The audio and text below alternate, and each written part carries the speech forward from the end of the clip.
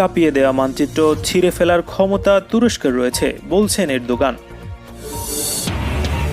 এবার আঞ্চলিক নিরাপত্তা ইস্যুতে ইরানের দ্বারস্থ ভারত। রাখাইনে নতুন রোহিঙ্গা সশস্ত্র গ্রুপের আত্মপ্রকাশ। ইসরায়েলের বিরুদ্ধে ঐক্যবদ্ধ ফ্রন্ট গড়ল হামাস ও হিজবুল্লাহ। মহানবী সাল্লাল্লাহু আলাইহি ওয়াসাল্লামকে অবমাননার বিরুদ্ধে প্রতিবাদ অব্যাহত, ইরানি আলেমদের প্রতিক্রিয়া। ইসরায়েলকে স্বীকৃতি দিতে সুদানকে পম্পেওর টোপ। তেল আবিবে আঘাতের ক্ষেপণাস্ত্র ফিলিস্তিনিদের হাতে, হামাসের হুঙ্কার। আবারও যৌথ সামরিক মহড়া শুরু করেছে তুরস্ক ও আজারবাইজান। লাদাখে 3টি নতুন রানওয়ে তৈরি করছে চীন। তিব্বতে স্থাপনা নির্মাণে গতি বাড়াচ্ছে চীন। তুরস্কের প্রেসিডেন্ট রিসেপ তাইয়িপ এরদোগান বলেছেন, তার দেশের ওপর যে অনৈতিক মানচিত্র চাপিয়ে দেওয়া হয়েছে সেটি ছিঁড়ে ফেলার ক্ষমতা আঙ্কারার রয়েছে। দৃশ্যত ভূমধ্যসাগরে তেল গ্যাস অনুসন্ধান নিয়ে গ্রিসের সঙ্গে সৃষ্ট উত্তেজনার জেরে এমন হুঁশিয়ারি উচ্চারণ করলেন তিনি। শনিবার গস্টেপ শহরে অনুষ্ঠানে দেওয়া ভাষণে এ নিয়ে কথা বলেন এরদোগান। তিনি বলেন, আঙ্কারার বিরুদ্ধে যে জোট তৈরি হয়েছে, তুরস্কের ক্ষমতা সম্পর্কে তাদের জানা আছে। এরদোগান বলছেন, রাজনীতি ও কূটনীতির ভাষা না বুঝলে গ্রিসকে চরম মূল্য দিতে হবে। যে অনৈতিক মানচিত্র ও দলিল তারা দেখাচ্ছে তা ছিঁড়ে ফেলার মতো প্রয়োজনীয় রাজনৈতিক, অর্থনৈতিক ও সামরিক শক্তি তুরস্কের রয়েছে। তিনি বলেন, আঙ্কারা সবসময় আলোচনার জন্য প্রস্তুত রয়েছে। আলোচনার ব্যাপারে আমাদের যথেষ্ট আন্তরিকতা রয়েছে, কিন্তু মুশকিল হলো তারা আমাদের অধিকারই স্বীকার করে না। এরদোগান বলেন, আলোচনায় না বসলে বেদনাদায়ক অভিজ্ঞতার জন্য গ্রিসকে প্রস্তুত থাকতে হবে। যে কোনো পরিস্থিতির মুখোমুখি হওয়ার প্রস্তুতি তুরস্কের রয়েছে। এদিকে ভূমধ্যসাগরে তার্কিশ রিপাবলিকান অব নর্দার্ন সাইপ্রাসের সঙ্গে 5 দিনব্যাপী যৌথ সামরিক মহড়ার ঘোষণা দিয়েছে তুরস্কের প্রতিরক্ষা মন্ত্রণালয়। দ্বিপাক্ষিক সম্পর্ক জোরদার ও আঞ্চলিক নিরাপত্তা ইস্যুতে ইরানের সঙ্গে আলোচনা করেছে ভারত। দিল্লির প্রতিরক্ষা মন্ত্রী রাজনাথ সিং জানিয়েছেন, তেহরানের সঙ্গে ফলপ্রসূ নিরাপত্তা ইস্যুতে ফলপ্রসূ আলাপ হয়েছে। রোববার রাজনাথ সিং তার সমকক্ষ ইরানের ব্রিগেডিয়ার জেনারেল আমির হাতামিরে বৈঠক করেন। এ বৈঠকে আফগানিস্তানের বিষয়টিও স্থান পায়। ভারতের সংবাদ মাধ্যম হিন্দুস্তান টাইমস জানিয়েছে, রাশিয়া থেকে 3 দিনের সফর শেষে তিনি শনিবার তেহরানে পৌঁছান। এর আগে রাশিয়াতে তিনি সাংঘাই সহযোগিতা সংস্থার বৈঠকে প্রতিরক্ষামন্ত্রীর সঙ্গে আলোচনায় যোগ দেন। এতে তিনি রাশিয়া, চীন এবং মধ্য এশিয়ার দেশগুলোতে তার সমকক্ষদের সঙ্গে দ্বিপক্ষীয় আলোচনা করেছেন। রাজনাথ সিং ভিন্ন ভিন্ন টুইট বার্তায় বলেন, ইরানিয়ান প্রতিরক্ষামন্ত্রী ব্রিগেডিয়ার জেনারেল হাতামির সঙ্গে ফলপ্রসূ আলোচনা হয়েছে। আমরা আফগানিস্তান সহ আঞ্চলিক নিরাপত্তা বিষয়ক দ্বিপাক্ষিক সহযোগিতা নিয়ে আলোচনা করছি। তিনি উল্লেখ করেন, উভয় প্রতিরক্ষামন্ত্রী দ্বিপাক্ষিক সম্পর্ক এগিয়ে নেওয়া এবং আঞ্চলিক নিরাপত্তা ইস্যুতে মতবিনিময় হয়েছে। এর মধ্যে আফগানিস্তানের শান্তি ও স্থিতিশীলতার বিষয়টি রয়েছে। সম্প্রতি লাদাখ নিয়ে চীনের সঙ্গে বিরোধে জড়িয়েছে ভারত। পাশাপাশি পাকিস্তানের সঙ্গে কাশ্মীর নিয়ে উত্তেজনা বিরাজ করছে। এর মধ্যে ইরানের সঙ্গে আঞ্চলিক নিরাপত্তার বিষয়টি বিশ্লেষকরা ভিন্ন চোখে দেখছেন। নিগৃহীত রোহিঙ্গাদের অধিকার রক্ষায় মিয়ানমারের আরাকান রোহিঙ্গা আর্মি নামে একটি নতুন সশস্ত্র গোষ্ঠী আত্মপ্রকাশ করেছে। 1 সেপ্টেম্বর এআরএ এক বিবৃতির মাধ্যমে তাদের উপস্থিতি ঘোষণা করেছে বলে রোববার একটি সূত্র জানিয়েছে। এআরএ জানায়, তারা তাদের সকল মানবাধিকার, রোহিঙ্গাদের অধিকার পুনরুদ্ধার এবং অন্যান্য জাতিগত সংখ্যালঘুদের সাথে সমান অধিকার নিশ্চিত করতে মিয়ানমার থেকে রোহিঙ্গা নিয়ে একটি সশস্ত্র দল গঠন করেছে। বিবৃতিতে এআরএ জানায়, তাদের দল উত্তর রাখাইন রাজ্যে উপস্থিত থাকবে এবং তারা অন্য দেশের ভূমি ব্যবহার করবে না। এতে বলা হয়, তারা সকল ধর্মকে সমর্থন করবে এবং সংখ্যালঘুদের জীবন ও মর্যাদা রক্ষায় কাজ করবে।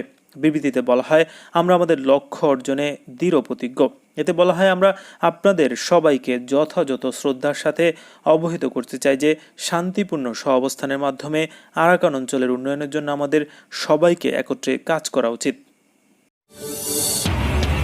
ফিলিস্তিনের ইসলামী প্রতিরোধ আন্দোলন হামাস ও লেবাননের হিজবুল্লাহর মধ্যে সম্পর্ক আরও জোরদার করার বিষয়ে ঐকমত্য হয়েছে। হামাস প্রধান ইসমাইল হানিয়া ও হিজবুল্লাহর মহাসচিব সৈয়দ হাসান নাসরুল্লাহর মধ্যে এক বৈঠকে এই সমঝোতা হয়। দুই সংগঠনের অভিন্ন শত্রু ইসরায়েলের পক্ষ থেকে যখন দিন দিন হুমকি বেড়ে চলেছে, তখন প্রতিরোধকামী সংগঠন দুটির মধ্যে সহযোগিতার বিষয়ে ঐকমত্য হলো। লেবাননের আরবি ভাষার অনলাইন পত্রিকা আর নাসরা রোববার এক রিপোর্টে এ তথ্য জানিয়েছে। ফিলিস্তিনের ভূখণ্ড ও লেবাননের রাজনৈতিক ও সামরিক ঘটনাবলী নিয়েও দুই নেতা আলোচনা করেন। এছাড়া কথিত ডিল অব দ্য সেঞ্চুরি বা শতাব্দীর সেরা চুক্তি, ইহুদিবাদী ইসরায়েলের সঙ্গে আরব সরকারগুলোর সম্পর্ক স্বাভাবিক করার উদ্যোগ এবং তেল আবিবের হুমকির মুখে আন্তর্জাতিক মুসলিম সম্প্রদায়ের দায়িত্ব নিয়েও প্রতিরোধ আন্দোলনের স্বনামধন্য দুই নেতা আলোচনা করেছেন। ফিলিস্তিনের জনগণ ও বৃহত্তর মুসলিম বিশ্ব যে হুমকির মুখে রয়েছে তা মোকাবেলায় ইসমাইল হানিয়া ও হাসান নাসরুল্লাহ প্রতিরোধ ফ্রন্টের দৃঢ়তা শক্তি অর্জনের উপর গুরুত্ব আরোপ করেন। মহানবী হজরত মুহাম্মদ সাল্লাল্লাহু আলাইহি ওয়াসাল্লাম ও পবিত্র কোরআন অবমাননার বিরুদ্ধে প্রতিবাদ অব্যাহত রয়েছে। ইসলামী প্রজাতন্ত্র ইরানের প্রভাবশালী ও আলেম আয়াতুল্লাহ আবদুল্লাহ জাওয়াদ আমেলি এবং আয়াতুল্লাহ হোসেন নুরি হামেদানি আলাদা বিবৃতিতে সুইডেনে পবিত্র কোরআন পোড়ানো এবং ফ্রান্সের ম্যাগাজিনে মহানবী সাল্লাল্লাহু আলাইহি ওয়াসাল্লামকে নিয়ে ব্যঙ্গাত্মক কার্টুন প্রকাশের কঠোর নিন্দা ও প্রতিবাদ জানিয়েছেন।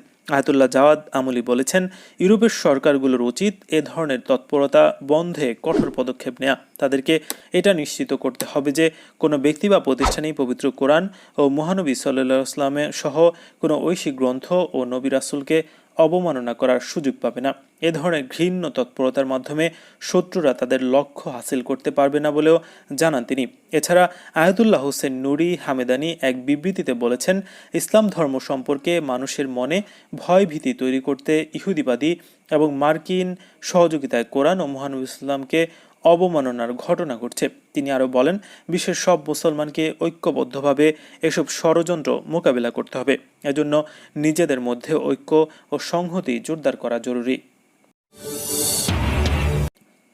ইহুদিবাদী ইসরায়েলকে স্বীকৃতি দিলে সুদানের নাম সন্ত্রাসবাদী দেশগুলোর তালিকা থেকে বাদ দেওয়ার প্রস্তাব দিয়েছে মার্কিন যুক্তরাষ্ট্র। সুদানের পররাষ্ট্রমন্ত্রী ওমর কামারউদ্দিন আমেরিকার এ ন্যাক্কারজনক প্রস্তাবের খবর ফাঁস করে দিয়েছেন। তিনি আরবি দৈনিক আত-তিয়ারকে দেয়া এক সাক্ষাৎকারে বলেন, মার্কিন পররাষ্ট্রমন্ত্রী মাইক পম্পেও সম্প্রতি খার্তুম সফরে গিয়ে সুদান সরকারকে এ প্রস্তাব দিয়েছে। তিনি জানান, পম্পেও সুদান সরকারকে বলেছেন, আন্তর্জাতিক সন্ত্রাসবাদে সুদানের কথিত সমর্থনের কারণে দেশটির যে নাম আমেরিকার সন্ত্রাসবাদের কালো তালিকায় রয়েছে তা কাটাতে হলে ইসরায়েলকে স্বীকৃতি দিতে হবে। পম্পেও দুটি বিষয়কে পরস্পরের সঙ্গে সম্পর্কযুক্ত বলে মন্তব্য করেন।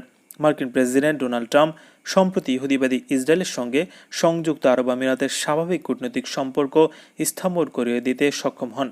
ট্রাম্প প্রশাসন এখন আরও বেশি আরব দেশকে একই কাজে উদ্বুদ্ধ করার জন্য নানা রকম ফন্দি ও কৌশলের আশ্রয় নিচ্ছে।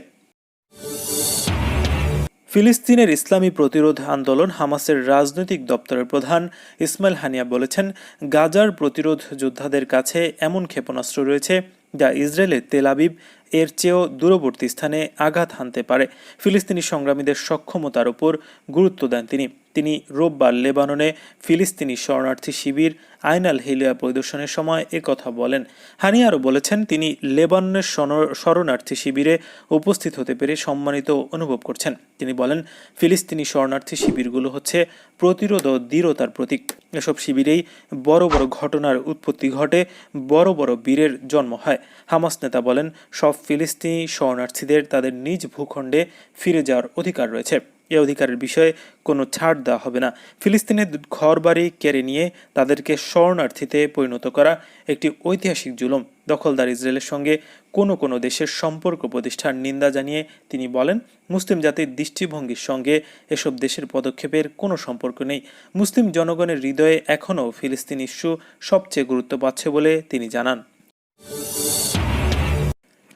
স্বায়ত্তশাসিত নাখচিভান এলাকায় যৌথ সামরিক মহড়া চালাচ্ছে আজারবাইজান ও তুরস্ক। আর্মেনিয়ার সঙ্গে আজারবাইজানের উত্তেজনার মধ্যেই এই মহড়া চলছে। গত মাসেও দুই দেশ এ এলাকায় যৌথ মহড়া চালিয়েছে।